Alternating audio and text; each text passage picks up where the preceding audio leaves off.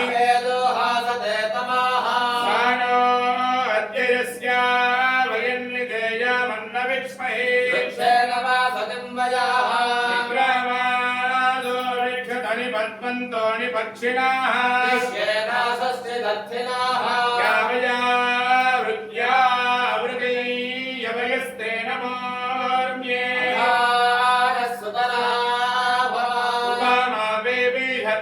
कृष्णव्यक्तवस्थिता देगायुवाकारं मृणीष्वदोहितर्दिवः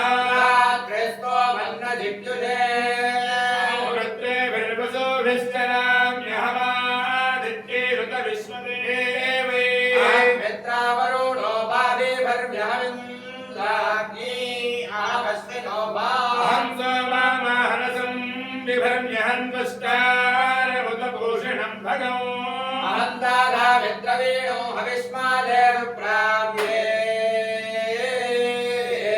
यजामानानुसुन्वते औराष्ट्रे सङ्गमाने वसूनान्यगितुषे प्रथमानिज्ञाना ब्रह्मा देवाव्यामलोपरुद्रा भूरस्थात्वां भूर्या देशयन्ते प्रयासोन्नामद्दयो विपश्यादय प्राणीदिरैं शृणोत्युक्तौ अन्तभो पान्तौ पक्षयन्ते श्रुतिश्रोतश्रद्धिवन्ते वदामि अहमेव स्वयमिदं वादामिदुष्टो देवेभिरुतमानोषेभिः कामये वन्दामुग्रं द्रोणामिदं ब्रह्मानन्दपर्यन्तं सोमेवा अहं रुद्रागिधनुरादानो नट्रं हद्विशेषरावेहं तवाौ हन्यनाय समदो प्रणम्यान्या पृथिवी आविवेशा अहं सोमे पितरामस्य मोर्धन्नुरयोनिरप्स्वा अन्तः समुद्रे योगतिष्ठे भुवनानुविश्वोतामोऽन्यां मस्मनोपस्पृशामि अहमेव वाकारिव प्रवाम्यारभामाणा भुवानानि विश्वा परो दिवा परहेना प्रोदित्यै तावादेवहिना सम्पादुवा वर्धमानरित्यपि निगमो भवति शतमिति शतं दीर्घमायुर्मरुतरेणावर्धयन्ति शतमेनमेव शतात्मानं भवति शतमनन्दं भवति शतमैश्वर्यं भवति शतमिति शतं दीर्घमायुः भवति शतायुः आयुष्येवेन्द्रिये प्रतिष्ठति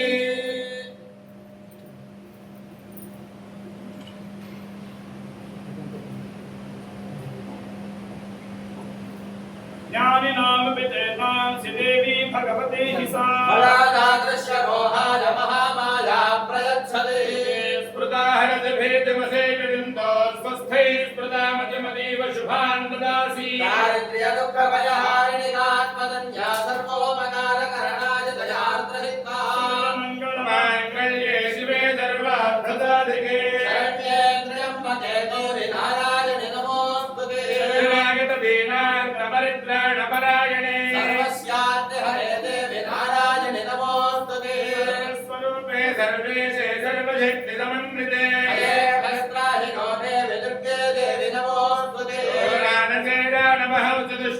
दुष्टारिष्टानुकामान् सकलानभीष्टान् आश्रितानां न निबन्धनानां स्वामाश्रिताद्याश्रयतां प्रयान्ति सर्वमाप्तप्रशमनं त्रैलोक्यस्याखिलेश्वरी एवमेव त्वया कार्यमस्मद्वैरिविनाशनौ सर्वेषाम् आस्तिकमहाजनानां भक्तजनानां च तत्तद्गोत्राणां तत्तन्नामधेयानां क्षेमस्थैर्यधैर्यवीर्यविजय अभय आयुरारोग्य ऐश्वर्याभिवृद्धिरस्तु तथास्तु काममोक्ष चतुर्विध फलपुरुषार्थसिद्धिरस्तु तथास्तु रीत्या गोचाररीत्या ये ये ग्रहाः अनिष्टस्थानेषु स्थिताः तैस्तैः क्रियमाणकरिष्यमाण सूचितभावित आगामि वर्तमान वर्धिष्यमाण दुष्टारिष्टपरिहारद्वारा सततं शुभफलाप्तिरस्तु तथास्तु सपरिवार श्री महाकाली महालक्ष्मी महासरस्वती नवकोटि शक्ति स्वरूपिणी महामाया शिवा चिन्नी मूलांकुरेश्वरी परदेवता परमानुग्रह प्रसाद सिद्धि द्वारा समस्त सर्वमंगलानि भवन्तु तथास्तु सर्वारिष्ट शान्तिरस्तु तथास्तु ऐहिक आमुष्मिक फल सिद्धि द्वारा समस्त मंगलाभिवृद्धिरस्तु तथास्तु అమీనాబాద్ గ్రామాభివృద్ధిరస్తు తథాస్తు. ఆంధ్ర రాష్ట్రాభివృద్ధిరస్తు తథాస్తు. భారతదేశాభివృద్ధిరస్తు తథాస్తు. సమస్త సన్మంగళాని భవంతు తథాస్తు. మాతా మహారాజ్ఞీ కీ జై. మనం ఎంతో పరమపవిత్రమైనటువంటి అమ్మవారి గురించి ఆరాధన నిన్నటి రోజు నుంచి కూడా మనం చేసుకోవడం ప్రారంభం చేస్తున్నాం. కాకపోతే ఇటువంటి కార్యక్రమాలన్నీ కూడా చాలా అరుదుగా జరిగేటువంటి కార్యక్రమం. అట్లాగే ఈ కార్యక్రమం గురించి అందరికీ కూడా పెద్దగా అవగాహన ఉండదు.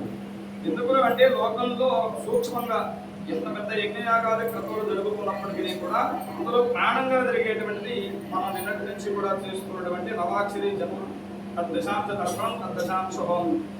దీనిని ఎట్లాగా మనందరికీ కూడా అర్థమయ్యేట్టుగా చెప్పుకోవాలి అనుకుంటే కలవ చండీ వినాయకుడు.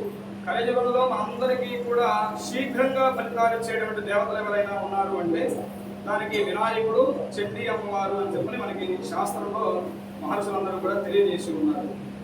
అటువంటి అమ్మవారి గురించి మహాత్మ్యాన్ని గురించి మార్కండేయ పురాణాంతర్గతంగా 700 శ్లోకాలతో సుమారుగా దేవీ మహాత్మ్యం అనేటువంటి విధానంగా మనందరికీ కూడా మహర్షులు అందించడం జరిగి ఉన్నది. శృతం హరతి పాపాని తథారోగ్యం ప్రయచ్చతి అని. ఒక్కసారి ఎవరైతే ఆ మహాత్మ్యాన్ని వింటారో వారందరికీ కూడా సమస్త ఆయురారోగ్య ఐశ్వర్యాలు కలుగుతాయి అని చెప్పి మనకి ఆ చెట్టి సప్తశతిలో చెప్తారు.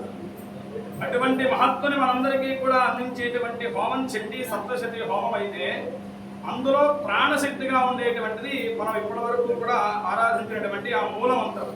మనం శరీరం అందరికీ కూడా శరీరాలు మనందరికీ కూడా కనపడుతూనే ఉంటాయి. బయట ఎంతో ఆడంబరంగా ఉంటూ ఉంటాం, ఎన్నో నగలు వేస్తాం, నక్కు వేస్తాం, చాలా బాగా అలంకారం చేస్తాం. కానీ ఈ శరీరంలో ఆ ప్రాణశక్తి అనేటువంటిది లేకపోతే పైన మనం ఆ శరీరానికి ఎంత అలంకరణ చేసినా దానికి ఉపయోగం అనేటువంటిది లేదు.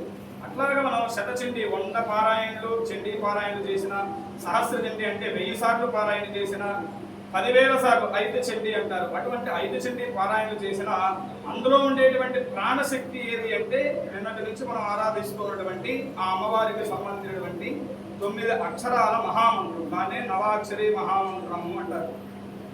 ఆ మంత్రాన్ని మనం అనుష్ఠానం చేయకుండా 10,000 సార్లు కాదు, 1,000,000 సార్లు చండీ పారాయణ, 1,000,000 సార్లు చండీ హోమం చేసినా కూడా దానికి ఫలితం అనేటువంటిది ఉండదు. దానికి వైభవాన్ని ఫలితాన్ని ఎట్లా వస్తున్నది అంటే ఆ నవాక్షరి మంత్ర పురస్కరణ ద్వారానే ఆ వైభవం అంతా కూడా అమ్మవారు మనకి అనుగ్రహిస్తూ ఉంటుంది, ఆ యాగ ఫలితాన్ని అందుకని కూడా. అందుకనే ఆ మంత్రాన్ని మూలము అన్నారు. దేనికై కూడా మూలం అంటే మనకి తెలుగులోనే అర్థం అవుతూ ఉంటుంది. అంటే దీనికి మూలం అదండి, మనకి మూలం ఫలానా వాళ్ళండి అని చెప్పేట్టుగా ఈ అమ్మవారికి మూలం ఏది అంటే ఆ మూలమంత్రం. అట్లాగే ఏ దేవత ఆరాధన చేసేటువంటి సమయంలో కూడా ఆ దేవతకు సంబంధించి మూలమంత్రాన్ని ఎప్పుడైతే మనం అనుష్ఠానం చేస్తామో ఆ ఫలితం ఎక్కువగా ఉంటుంది, ఆ శక్తి వేరుగా ఉంటుంది. కానీ అటువంటి మూలమంత్రం అనేటువంటిది మనం బయటికి చెప్పడానికి లేదు, రహస్యంగా ఉంచాలి అని చెప్పి మహర్షులు అందించారు. దాన్ని ఎందుకు అంటే ఈ విధానంలో మీరు హోమం చేయడం ద్వారా ఫలితం ఎట్లాగే వస్తూ ఉన్నది అని చెప్పినటువంటి మహర్షులే దీన్ని బయటకు చెప్పవచ్చును, ఈ మంత్రాలు బయటకు చెప్పకూడదు అని కూడా వాళ్ళే చెప్పారు. దాని వెనకాల ఎంతో కథలు, ఎన్నో రహస్యాలు ఉంటాయి. అవన్నిటినీ కూడా ఎప్పుడైతే ఈ చండీ హోమాన్ని మనకి ఇంత ఫలితం వస్తూ ఉన్నది అని చెప్పి మనం నమ్ముతూ ఉన్నామో, చెప్పకూడనటువంటి మంత్రాలు చెప్పకూడదు అని చెప్పి మహర్షులు చెప్పినప్పుడు దానికి కూడా అంతే నమ్మాలి మనం. అట్లాగే నిన్నటి రోజు నుంచి కూడా నవాక్షరి 1,00,000 సంఖ్యగా మనం చక్కగా అమ్మవారి గురించి ప్రార్థన చేసి అమ్మవారి గురించి చక్కగా ఆ 1,00,000 సంఖ్య పురస్కరమైంది. 1,00,000 సంఖ్యకి తద్దశాంశం అంటే అందులో 10% 10,000. ఆ 10,000 ఇప్పుడు అమ్మవారికి క్షీర తర్పణం అని చెప్పి పాలతో తర్పణం ఉంటుంది. అందులో తద్దశాంశం అంటే 1000. 1000 అమ్మవారికి మూలమంత్రంతో హోమం ఉంటుంది. ఆ తర్వాత అందులో తద్దశాంశం అంటే 100. ఆ 100 మంత్రాలు మూలమంత్రాలతో చక్కగా పురస్కరణ చేస్తూ అమ్మవారికి అభిషేక కార్యక్రమం. ఆ తర్వాత ఈ శక్తి అంతటిని కూడా నిన్నటి నుంచి కూడా మనం అక్కడ కలశంలో చక్కగా అమ్మవారిని ఆవాహన చేసి అర్చనాది కార్యక్రమాలన్నీ కూడా చేసాం. హోమం ఎప్పుడైతే పూర్తవుతుందో ఆ హోమంతో సహా పూర్తయినటువంటి ఫలితాన్ని మొత్తం కూడా కలశంలో ధారాదత్తం చేస్తాం. ఆ ధారాదత్తం చేసి అందులో ఉన్నటువంటి ఉదకములతో అమ్మవారికి ఎప్పుడైతే అర్చన జరుగుతూ ఉన్నదో తద్వారా అమ్మవారికి ఇంకా ఇంకా చైతన్యవంతంగా ఉండి భక్తులు కేవలం దర్శించినంత మాత్రం చేతనే అమ్మవారు మనందరికీ కూడా కోరికలు నెరవేర్చేటువంటి శక్తి ఆ తల్లికి మనమందరం కూడా ఇవ్వాలి అని చెప్పి ఈ కార్యక్రమం అంతా కూడా జరుగుతున్నది. ఒక దేవాలయం అభివృద్ధి జరగాలి అన్నా, అట్లాగనే దేవాలయంలో ఉన్నటువంటి దేవతా మూర్తిని చూడగానే మన కోరికలు నెరవేరాలి అన్నా కూడా అక్కడ జరిగేటువంటి అర్చనా కార్యక్రమములు కైంకర్యముల వల్లనే అక్కడ ఉన్నటువంటి మూర్తికి సహజంగా శక్తి వస్తున్నది. సాధారణంగా లోకంలో ఆవిర్భావించినటువంటి దేవతామూర్తులు ఉంటారు, వారికి సహజంగానే శక్తి ఉంటుంది. కాశీ లాంటి క్షేత్రాలు, అట్లాగనే శ్రీశైలం లాంటి క్షేత్రాల దేవత అక్కడ ఆవిర్భవిస్తారు. అట్లాగనే ఇక్కడ కూడా అమ్మవారు ఎప్పుడూ కూడా ఉన్నది అని చెప్పి మనకి చరిత్ర తెలియజేస్తున్నది. సాధారణంగానే ఇక్కడ శక్తి ఉన్నది, కానీ ఆ శక్తి ఎల్లప్పుడూ అలానే ఉండడానికి, అట్లాగనే మనం తెలిసి కానీ తెలియక కానీ అమ్మవారి క్షేత్రంలోకి వచ్చి ఎంతోమంది కొన్ని తప్పులు చేయకుండానే తెలిసి చేస్తూ ఉంటారు, కొన్ని తెలియకుండా చేస్తారు. అట్లా చేసినటువంటి సమయంలో అక్కడ ఉన్నటువంటి ఆ మూర్తికి ఉన్నటువంటి వైభవం తగ్గేటువంటి అవకాశం ఉంటుంది. అటువంటి దోషాలన్నీ కూడా అక్కడ ఉండేటువంటి మనందరికీ కూడా కలిగేటువంటి అవకాశం ఉంటుంది. కాబట్టే మనకి లోకంలో పెద్ద పెద్ద క్షేత్రాలలో వార్షికోత్సవాలని బ్రహ్మోత్సవాలని చేస్తారు. దేనికి చేస్తారు అంటే అక్కడ తెలిసి కానీ తెలియక కానీ చేసినటువంటి దోషములు ఏవైనా ఉంటే అవన్నీ కూడా పోయి అక్కడ ఉన్నటువంటి మూర్తి ఇంకా చైతన్యంగా ఉండి కేవలం మనం అక్కడికి వెళ్ళి అలా నుంచుంటే చాలు, మన బాధ కూడా చెప్పుకోగల దేవత దగ్గరికి వెళ్తే.